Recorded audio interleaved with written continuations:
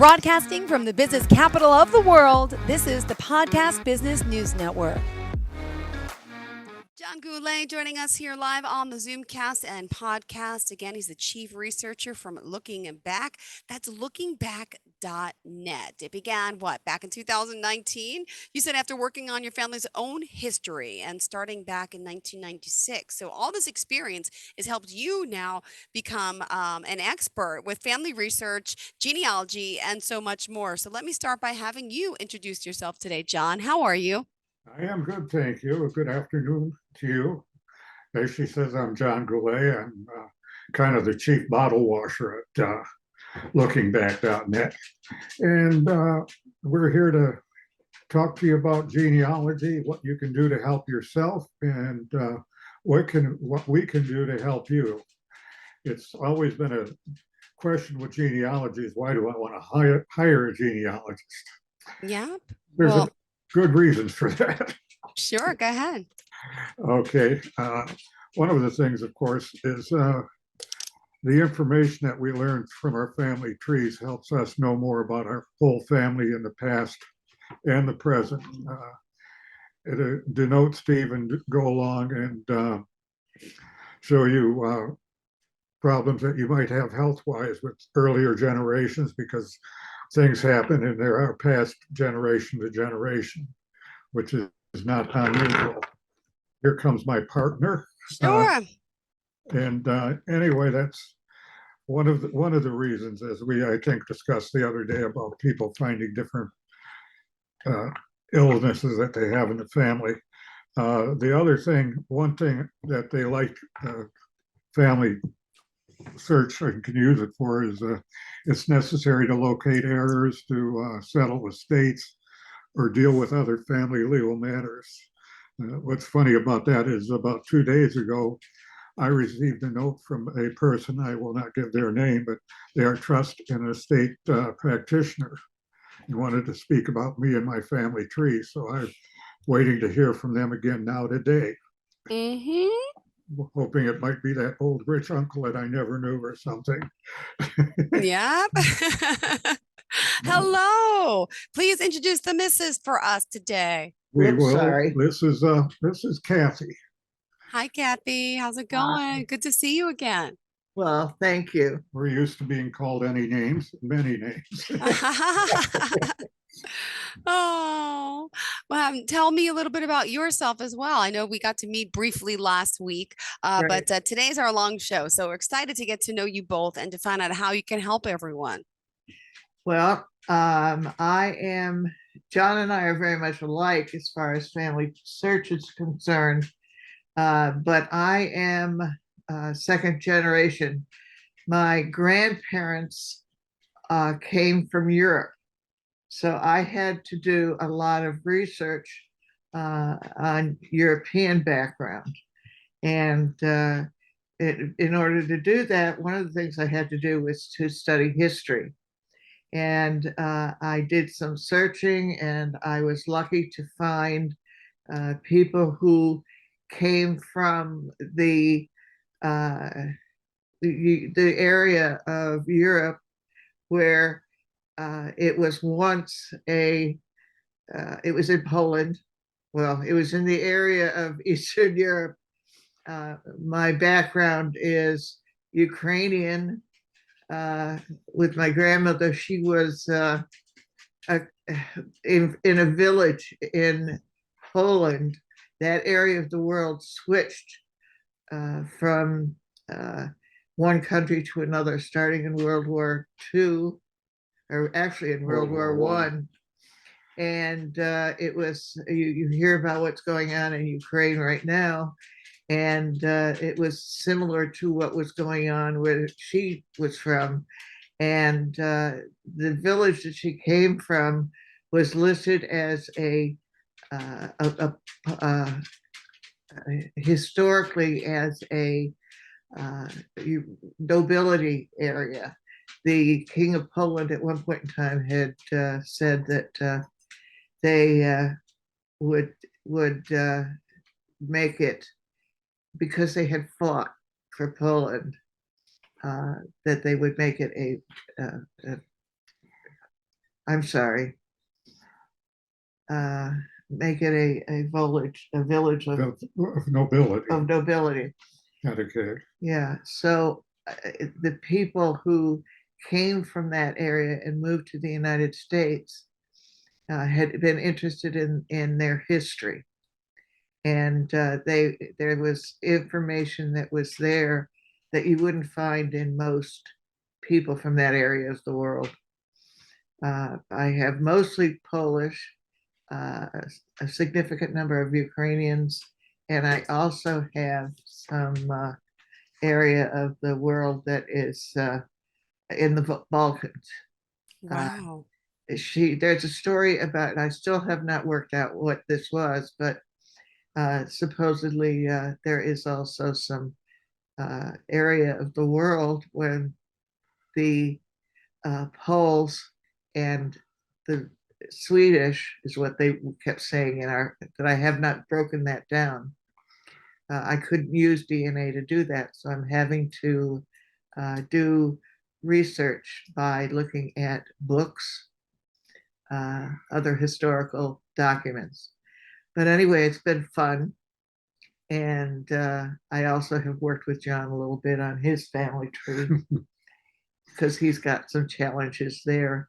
And all of that has given us a great deal of experience in doing difficult family trees. Uh, John's family is as much as a problem as mine is. And although I have met many people within that area of the world, that we've worked together on our family tree. So some of these things are what you can do. My father's side of the family was Slovak, but my mother told me that they didn't speak the same language, but it was so close that when my grandmothers and grandfather were together, it was they could understand each other when they spoke. So anyway, I think that that gives us a lot of experience in looking back Mm-hmm. in order to have a broad experience level across the continent, Wow. basically. Obviously, that's amazing. Yeah, it's fun. It's lots of fun. And I can't tell you how many people I know around the country. And I've also started to meet people uh, in the United States who I didn't have any experience with before. And overseas. And Yeah. we got it. We got an email the other day from a man. Oh, bless you. Thank you. I try to hit mute in time. Thank you. That's all right.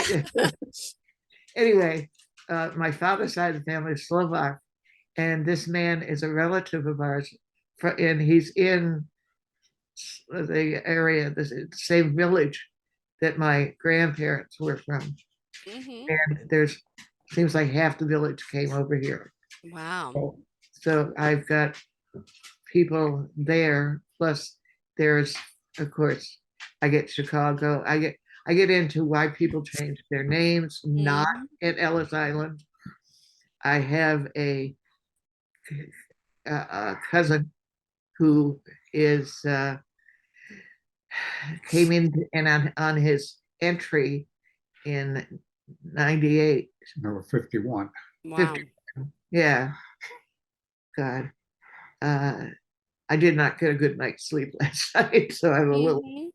Anyway, there's a man who grew up in the same village that my grandparents were in, and it was very interesting to hear from him uh, detail. And I just, it's really interesting. We like having conversations like that, and what ends up happening is I have phone numbers, I have email addresses, etc.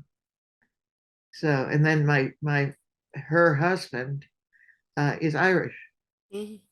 and my my cousin who's here, my first cousin, was invited to go over to Ireland for a reunion, Hmm. which she did do. So and I've got it that they had a good time sharing information and doing what you need to do when you're Mm-hmm. doing a family tree or family history. But and we can go, we'll be going into that a little bit more later too. But that's why I got involved in that, and that why I think that would make looking back a good resource Mm-hmm. for anybody who needed some help. I mean, we've got it in many different directions. Wow. And let's just remind everyone how we could reach you. Share the website, phone number, any form of contact. Okay, John, why don't you give them that information? Okay, the website is looking back uh, .net. But to get in touch with us personally, you can drop a note to me, J Goulait, Gouulait, at lookingback.net. And you also can get us by phone at 804-445-9681. And if we don't answer, you'll be knowing that I'm busy, and I'll get right back to you. And you'll get a note from me or voice from me anyway. Great. Well, also, what else did you want to, and if someone out there is listening, they may say, well, we can go online. There's the ancestry things, the 23andMe, but that could also be very helpful for you and your work because that just doing a DNA test doesn't tell you everything, but No, it can help connect the dots. But you guys have the knowledge to really go. I mean, you're talking like town halls, right? Libraries, orphanages, all these type of records you guys have access to. right. That's the main thing with it. We talk about DNA, and I don't like to get into it right away because most people think, well, I can run out and get a DNA test and it'll answer all my questions, but it Mhm. doesn't do that. It takes a little bit more. In fact, it took me a lot longer because I started with DNA early in my quest to find out who and whom I was and where I came from. And I was in it so early that it took 6 years before I even got a match on the name. Oh, wow. So that's a thing there, and that no, that is not abnormal, and that's one of the reasons we're here. We can help that way in a lot of other ways, as I said, as was explaining even earlier. Because what happens too is you run into brick walls because people change their names, not purposely sometimes, but they're changed. And often, especially from French Canadians moving down in that in the beginning, often a lot of them would change their names because of seeking, a better job, better schools, better neighborhoods, whatever. So in question, I always like to use the name LeBlanc, which actually is the whites. So they've changed their names to the whites. Mm-hmm. There's a lot of others like that. In fact, on my name, Goulait, which I spell AIT as opposed to ET, which is a correct spelling, the original spelling of it, uh, uh, I've got, I think, 11 other names that go with it. So it gets to be fun. And that's where you run into a lot of brick walls with family search. Hmm. So that's where we can be a lot of help. Right. I have, as I told you, there is a gentleman who I know is a relative, and he he came in by his name, his Polish name or Ukrainian name, which was Shizurko. And when he came into the United States, he was called a stateless person. And I think, but I've got to do some research on this, that in Poland during World War II, in the village that they were in the beginning of World War II, the Nazis came in and they did a lot of death situations within the family. They moved certain people into uh, labor camps. They were, the story is from the family that they went to, uh, they went to Siberia. And I think that's true because the family moved to uh, Russia, Mm-hmm. and well, actually, there was some that went to uh, Germany. There was a and what was interesting that I found out that in the the uh, the camps that the Germans had, uh, 50% of them were not Jewish. 50% of them were maybe uh, religious leaders, school people in the resistance uh, between Russia and Germany. So I did have relatives that were in the area that was unknown. So anyway, this man, uh, his name was Shizurko, Antoni Shizurko, and he gave the address. And the way I know he is my relative. His address was my grandmother's house. Mm-hmm. Now that was when my brothers were born, and they were babies, and Yeah. so it was difficult. We didn't do a lot of talking, and I didn't know that he was coming into the country, into my grandmother's In home. fact, she didn't know until she saw the paper. Yeah, I got that the he came. paper. I got the paper that Yeah. talked about how he came in, and he went from. I found out that he went from my grandmother's house to Pennsylvania, in the area where uh, the Coal mines. yeah, the coal mines were, Scranton area. And in Scranton, he went in and he changed his name, and he changed it to Antoni Shazurk, Shazurko. And then he left there and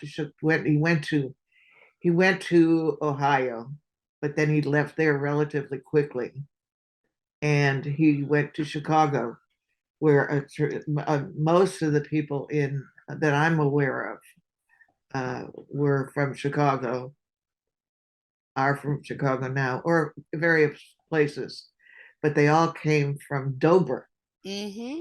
which was the area that they were in Poland. Okay. And so anyway, every time he moved, the paperwork that went with him showed everything that was right, but unfortunately, his name changed Again. again. And then when he went to Chicago, he he did some paperwork. I can't remember if it was getting his information in, but anyway, it changed again. And that time it was Tony Shizurk.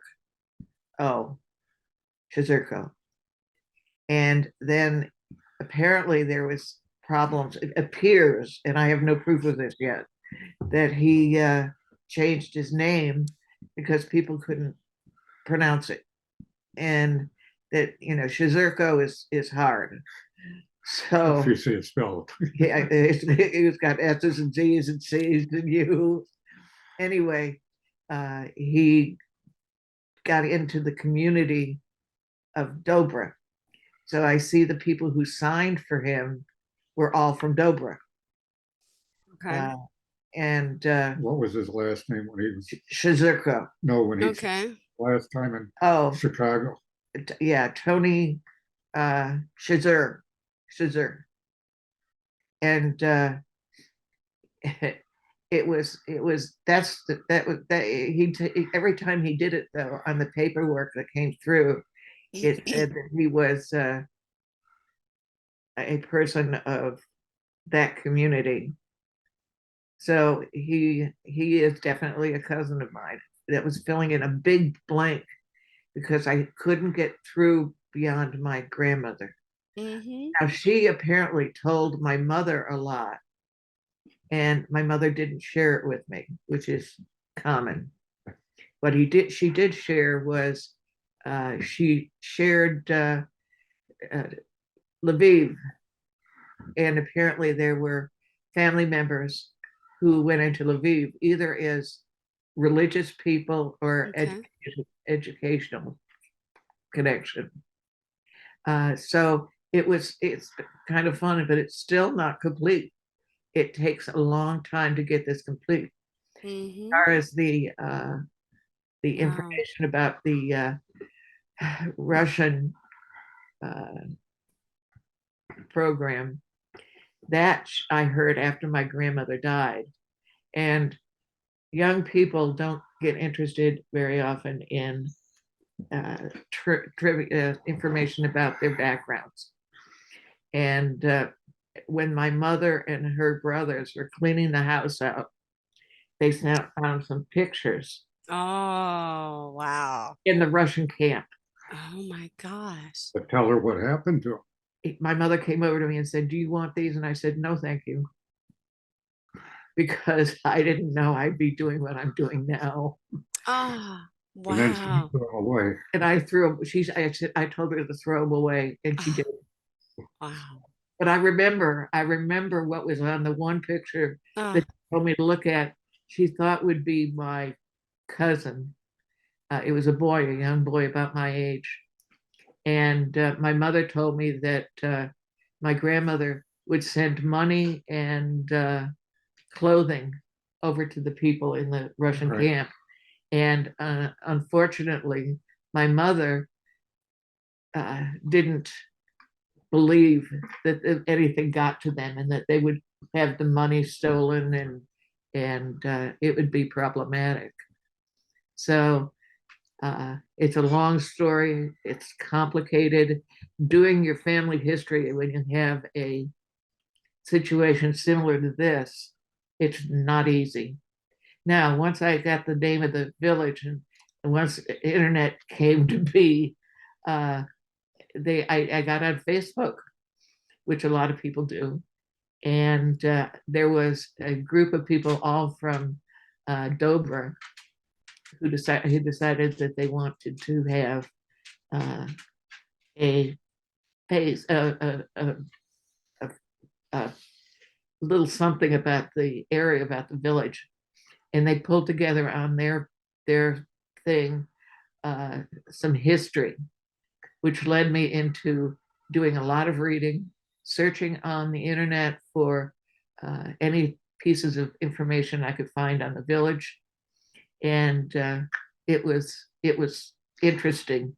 Now, to make matters even worse, I have a apparently the family history goes way, way, way, way, way back, and there's things that make it seem like it's true.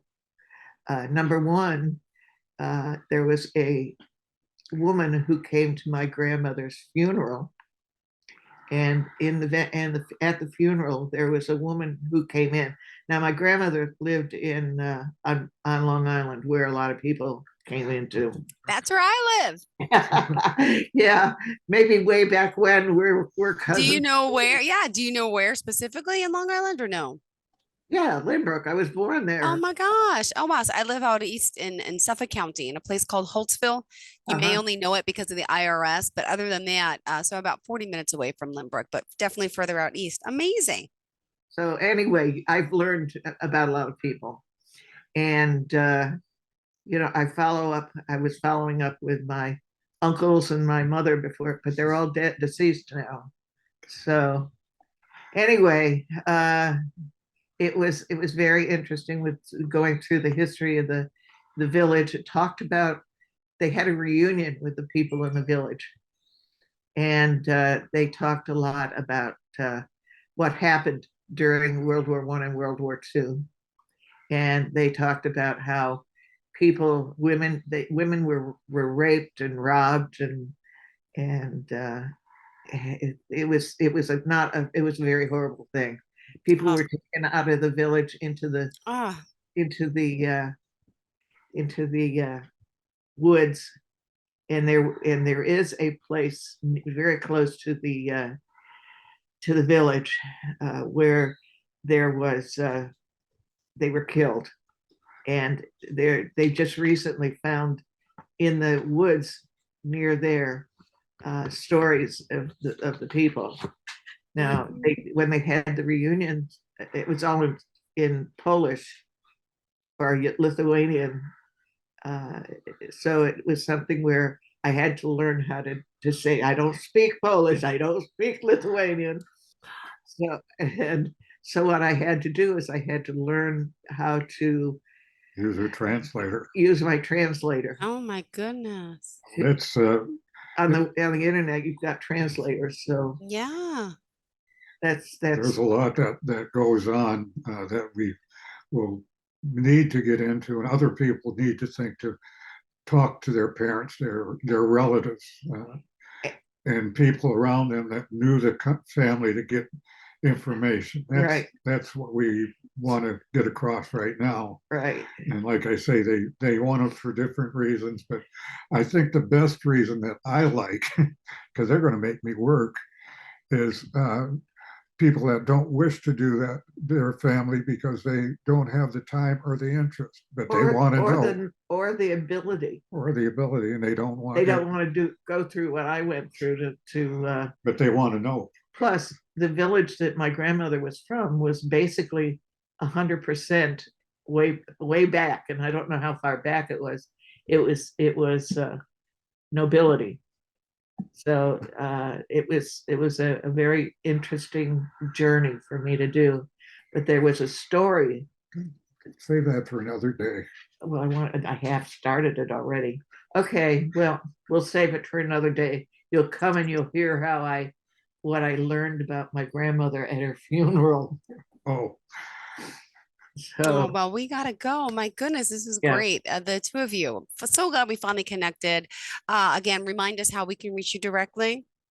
you can reach us directly by phone at 804-445-9681 or via email to Right. Goulait at lookingback.net. Beautiful. Thank you guys so much for sharing your story, your journey, and now for helping so many people with what you do. You are very sweet. I'm so glad we finally connected. Yay! And we'll do it again soon, right? yes. All right, great. Thank you so much. Have a great day, and we'll talk next week. Thanks. Bye bye. Are you looking for even more of the podcasts and hosts that you love? The Podcast Business News Network is proud to announce that you now have even more ways to listen live. Check out the MyTuner Radio, online radio box, and Simple Radio apps on iOS and Android, or find us online. Search for Business News Network on mytuner-radio.com, or search Podcast Business News Network on streama.com and onlineradiobox.com/US. Take your podcast on the go and don't miss a minute of the action.